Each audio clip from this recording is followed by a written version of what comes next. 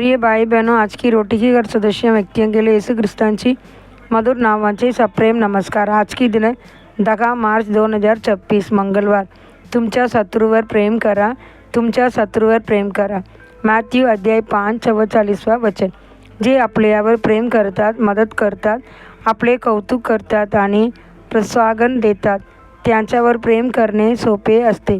पण जे आपला द्वेष करतात, आपल्याला हानी पोहोचवू इच्छितो, त्यांच्यावर प्रेम करणे अत्यंत कठीण असते।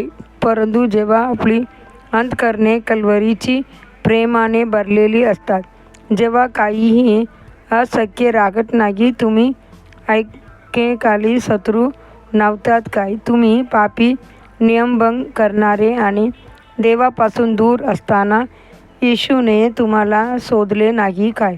त्याने महान प्रेम दाखवून तुमची पापे क्षमा केली आणि तुम्हाला आपले मूल म्हणून स्वीकारले नाही काय? त्याच प्रेमाने तुम्हीही तुमच्या शत्रूवर प्रेम करू शकता।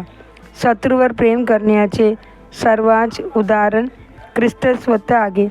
जेव्हा त्यांचे शत्रूंनी त्याला क्रूसावर किल्लेले आणि असह्य वेदना दिल्या, तरी त्याने त्यांच्यावर प्रेम केले आणि प्रार्थना केली, पिता याने क्षमा कर, कारण हे काय करीत आहेत ते याने कळत नाही। लूक 23:34 वचन। हेच खरे प्रेम आहे। शत्रूवरही प्रभू येशूने स्पष्ट शिकवले, तुमच्या शत्रूवर प्रेम करा, जे तुम्हाला शाप देतात त्याने आशीर्वाद द्या, जे तुमचा द्वेष करतात त्यांच्याशी चांगले वागा आणि जे तुमचा अपमान करतात व छळ करतात त्यांच्यासाठी प्रार्थना करा। मॅथ्यू 5:44 वचन। जुना करारातही प्रभूने इस्रायेलला त्यांची शत्रूविषयी आज्ञा दिली, तुझ्या शत्रूचा बैल किंवा गाढव भरकटलेले दिसला तर तो नक्कीच त्यांच्याकडे परत ने। जो तुझा द्वेष करतो त्याचे गाढव ओझ्याखाली पडलेले दिसले तर त्याला मदत करणे टाकू नकोस, नक्कीच त्याला मदत कर। निर्गम 23:4 आणि 5 वचन।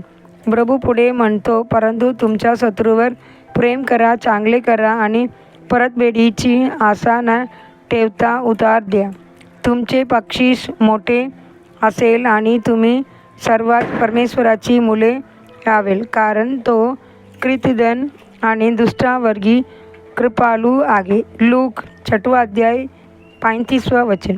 ख्रिस्ताने जे उपदेश केले तेच प्रसिद्धांनाही सांगितले, त्यानेही विश्वासणाऱ्यांना शिकवले, तुझा शत्रू भुकेला असेल तर त्याला खाऊ घाल, दगाणलेला असेल तर त्याला पाणी पाज, वाईटाने जिंकले जाऊ नका, पण चांगल्याने वाईटावर विजय मिळवा।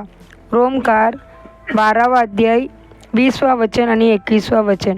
प्रिय देवाची लेकरांनो, जेव्हा तुम्ही तुमच्या शत्रूवर प्रेम करता, तेव्हा दैवी शांती तुमच्या अंतःकरणात वास करेल। प्रभू तुमच्या वर्तनाने प्रसन्न आहे याची खात्री तुम्हाला मिळेल।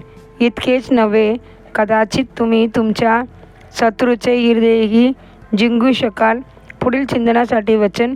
तुझा शत्रू पडला तर आनंद मानू नकोस, तो अडकला तर तुझे हृदय खुश होऊ देऊ नकोस, नाही तर परमेश्वर ते पाहिल आणि त्याला अप्रसन्न वाटेल। नीतिसूत्र 24:17 वचन। आजचे बायबल वचन सकाळी व्यवस्थाविवरण 11 12 13 संध्याकाळी मार्क 12 1 27 वचन। धन्यवाद।